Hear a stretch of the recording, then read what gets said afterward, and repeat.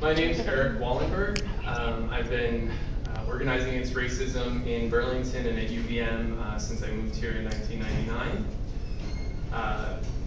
We cannot deny that racism exists in our society, even here in Burlington. A recent study confirmed that racial profiling is a reality on the streets of Burlington, Winooski, South Burlington, and the UVM campus. Yet if you listen to the last Burlington School Board meeting, person after person rose to deny that racism is a problem in our schools, or that they even see race. Those who spoke denied students' very lived reality. It was shocking to hear. This lack of recognition cannot go unchallenged. Jean Collins held a press conference last week, claiming that she found her heart and is ready to lead. Yet in her remarks, she failed to mention the word racism once. She failed to give any specifics on actions that the school district will take. She talked a lot about data, but little about action. The superintendent's lack of leadership cannot stand.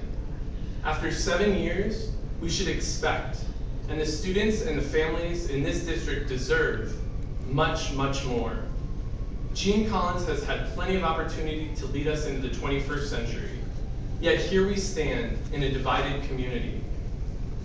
We in Burlington have real leadership and have seen real leadership and bravery. We have seen people speaking from their hearts and from their heads. We have seen what it means to lead. We saw this all when nearly 40 mostly Somali Bantu students at Burlington High School decided that they were no longer going to be silent about the racism that they face every day.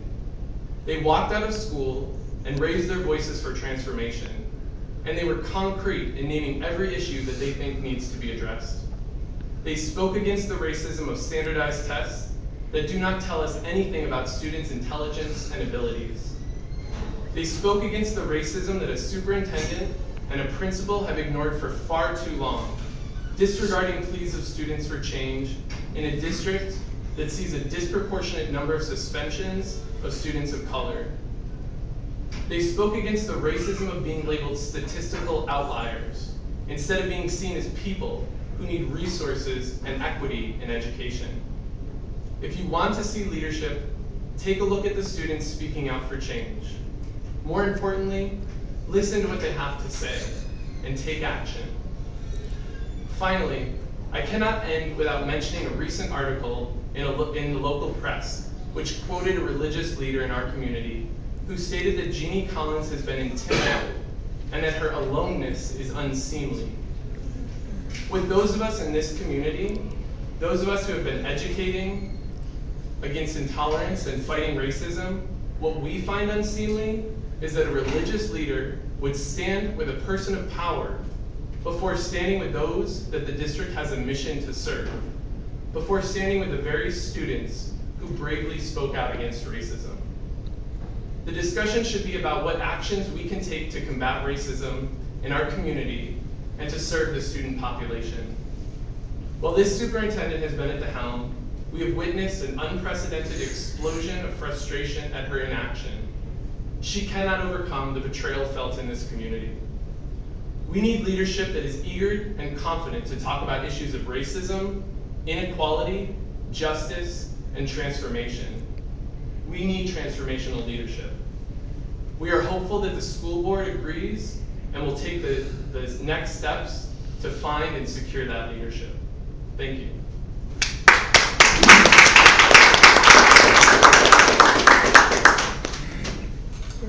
Monte's going to come up too.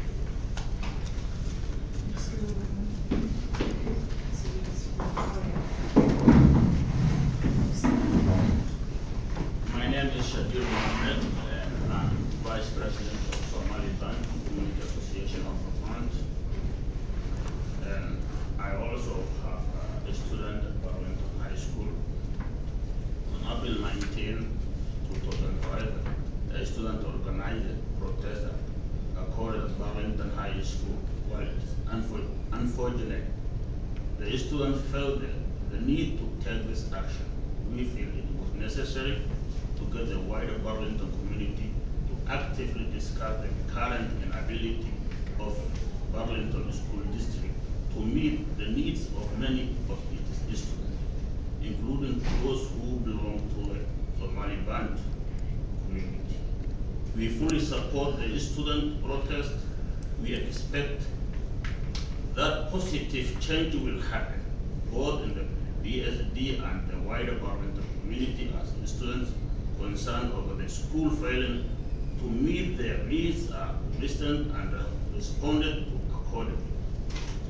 The demographic of Chittenden County have changed rapidly in recent years with an influx of immigrants, refugees, and asylees. Incidentally, the region and Burlington particularly has come to know many growing pains. Many institutions which provide basic services for the public good, including health care providers, police department, colleges and universities, social service agencies, and public schools have had to face the limitation of their assumption about their new members, clients, and neighbors.